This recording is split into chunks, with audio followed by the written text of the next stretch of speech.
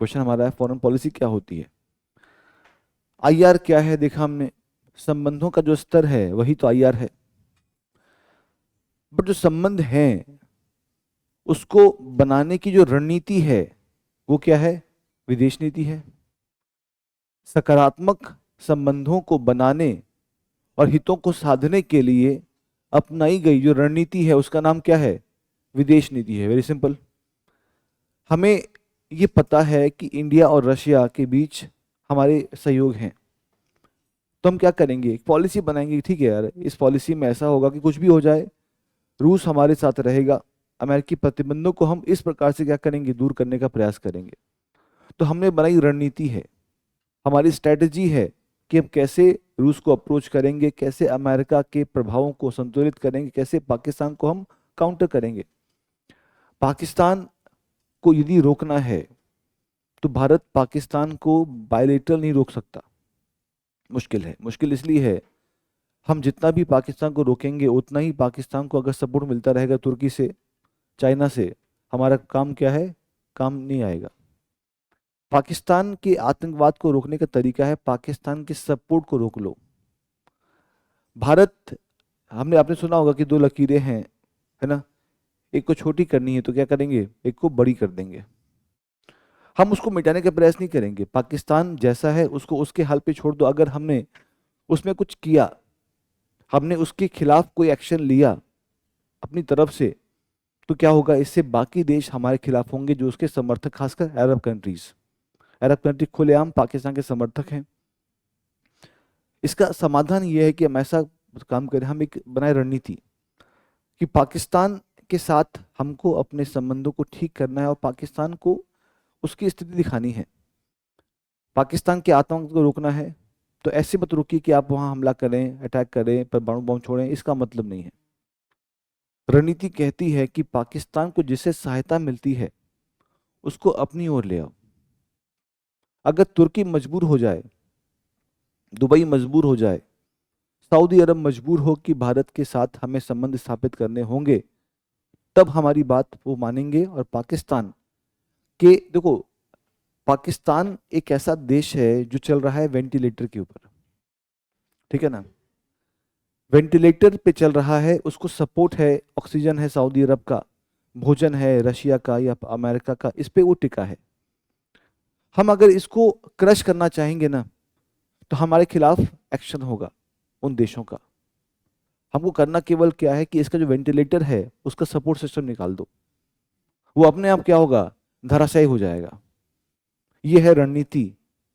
इस रणनीति का नाम क्या है, हमारी विदेश नीति है कि हम कैसे पाकिस्तान को, वही अल्टीमेटली हो भी रहा है। भारत ने पाकिस्तान से कहा हम ट्रेड, आपसे व्यापार नहीं करेंगे, ठीक है। ट्रेड जैसे हमने बंद किया, पाकिस्तान का सपोर्ट वीक हुआ। उसके अलावा वर्ल्ड में वॉर चल रहे हैं यूक्रेन से। यूक्रेन विश्व के बड़े अनाज उत्पादक में से एक है। यूक्रेन का अनाज पाकिस्तान में आता है, यूक्रेन के अनाजों पर रूस ने बैन लगा दिया कि अगर अनाज गया तो उड़ा देंगे इसको। तो अनाज जो यूक्रेन का आ रहा था उसका आना बंद हो गया। पाकिस्तान में आटा इतना महंगा हो गया लोग खाने को तरस गए, राइट।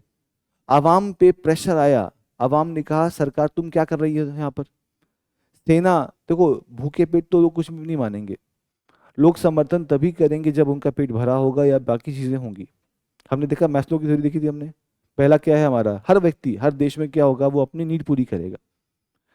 पाकिस्तान के अगर लोगों की नीड पूरी होगी ना, तो एंटी इंडिया सेंटिमेंट में अपनी सरकार का समर्थन करेंगे।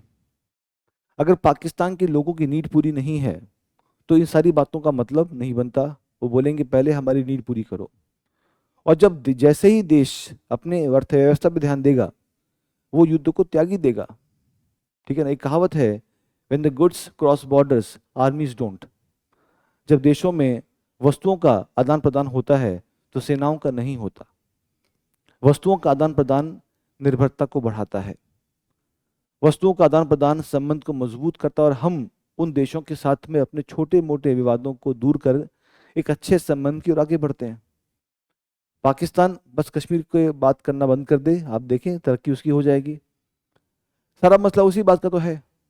कुछ मसला धार्मिक भी है, किंतु एक मसला क्या है, कश्मीर का है। कश्मीर का मसला जेन्युइनली भारत का है। पाकिस्तान में ये सेंस आना चाहिए कि कश्मीर के मुद्दे को उठाकर जितना उन्होंने नुकसान किया है उतना फायदा उसको पहुंचा नहीं है, और भारत के पास उसके कहीं अधिक शक्तियां हैं, हर प्रकार की शक्तियां हैं। वो कश्मीर का मसला छोड़ते ही भारत और हमारे संबंध उसके अच्छे हो जाएंगे। संबंध अच्छे होते ही क्या है, उसकी अर्थव्यवस्था को पूरा बूस्ट मिलेगा। पाकिस्तान को करना केवल इतना है कि आतंकवाद को खत्म कर दीजिए, बंद कर दीजिए। पाकिस्तान अपना जो स्थिति है आर्थिक उसको मजबूत करेगा। आपको देखना होगा हम कहाँ पर हैं। हमारी अब मान लीजिए इंडिया है, इंडिया मजबूत हो रहा है बट चाइना आगे है हमसे, ये पता होना चाहिए। हम अभी चाइना से सीधा कन्फ्रंटेशन नहीं कर सकते। तो हमारी विदेश नीति में चाइना टारगेट तो होगा बट डायरेक्ट टारगेट नहीं होगा। जापान से होगा, अमेरिका से होगा, ऑस्ट्रेलिया से होगा या साउथ कोरिया से होगा। हम एक घेरा बनाएंगे जो जापान, अमेरिका, इंडिया, ऑस्ट्रेलिया से मिलकर बनेगा। ये मिलकर चीन को नीचे खींचेंगे ताकि चीन की आक्रामकता कम हो। तो आईआर में या विदेश नीति में ये देखा जाएगा कि हम जो रणनीति बनाते हैं उसमें क्या रियलिटी है।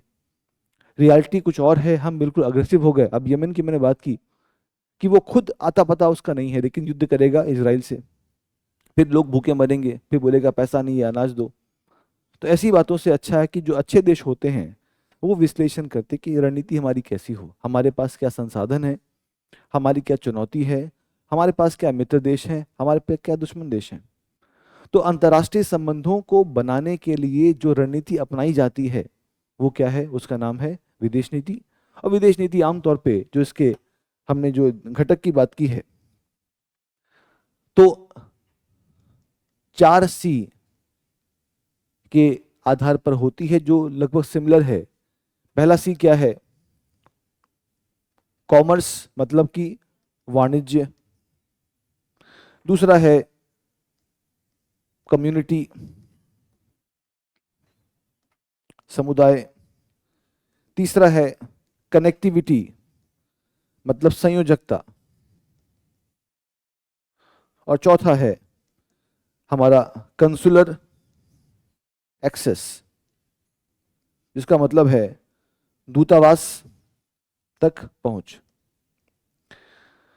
दूतावास तक पहुंचोगे तभी तो वीजा सर्विस शुरू होगी, आना जाना शुरू होगा, तभी तो क्या होगा, संबंध हमारे मजबूत बनेंगे। तो देश आमतौर पर विदेश नीति बनाते हैं कॉमर्स को देखकर या ये देखकर कि कितना आना जाना है, कितना हमारा समुदाय उनके बीच में है। अब भारत की विदेश नीति प्रबल इसलिए हो रही है, आप कहीं भी चले जाएंगे विश्व में आपको भारत के लोग मिल जाएंगे।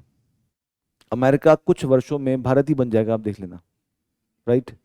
अमेरिका में चैलेंज जैसे बात का कि अमेरिका को कौन टेक ओवर करेगा, भारत करेगा या पाकिस्तान करेगा या चीन करेगा। अमेरिका की अपनी जो पॉपुलेशन वो घट रही है, इंडियंस का काम तेजी से चल रहा है, राइट। तो इंडिया की जो पॉपुलेशन है वो क्या है। तो कहने का मतलब ये है कि हमारी जो विदेश नीति इसलिए प्रबल है कि भारत के संदेश या भारत के लोग फैल गए हैं। तो जो समुदाय है, समुदाय जितना प्रबल होता है उतना ही क्या है आपकी नीति सफल होती है, क्योंकि आप जो बात करना चाहते हैं वो समझते हैं उस बात को। जो भारतीय वहां बैठा होगा, अब ऋषि सुनक हैं, भारत को समझता भी है, भारत के खतरों को महसूस करता है और इसलिए वो भारत के जो पहल है उसको सकारात्मक रिस्पॉन्स भी देता है। तीसरा है कनेक्टिविटी मतलब संयोजकता, कि जितना हमारी कनेक्टिविटी होगी उतना ही क्या होगा, लोगों का आना जाना होगा, व्यापार का होगा, संस्कृति का होगा। जिन देशों से हमारी कनेक्टिविटी बहुत कम है वहां पर क्या है, हमारा विदेश नीति प्रभावी नहीं होता। और चौथा है इन सब के लिए जो आधिकारिक स्तर पर दूतावास है वो खुले। अब आप देखो जितने भी देश हैं, जितने भी बड़े देश हैं वो करते क्या हैं, सभी देशों का एक दूतावास हर देश की राजधानी में होता है। विश्व के सभी देशों ने दिल्ली में अपना एम्बेसी खोल रखा है, ये है। लेकिन कुछ राज्यों से उन देशों में लोग अधिक जाते हैं तो वहां पर क्या करते हैं, वो अपना एक ऑफिस खोल देते हैं। जैसे कनाडा है, कनाडा का एम्बेसी इंडिया में है। पिछले कुछ दिनों से हमारे हमारे संबंध खराब चल रहे हैं, हम उसकी बात करेंगे। तो कनाडा का एक दूतावास इंडिया में है जो मेन है, लेकिन पंजाब से बहुत लोग जाते हैं इसीलिए उसका एक दफ्तर क्या है, वो चंडीगढ़ में खोल दिया गया है। तो चंडीगढ़ में खोलने से क्या हो गया, लोगों का आवागमन आसान हो गया। कि दिल्ली आने की ज़रूरत नहीं है, आप कनाडा के जो एम्बेसी का हिस्सा है, कंसुलर एक्सेस है, आप वहाँ से लीजिए, वहाँ से वीज़ा लो, वहाँ से क्या हो निकल जाओ।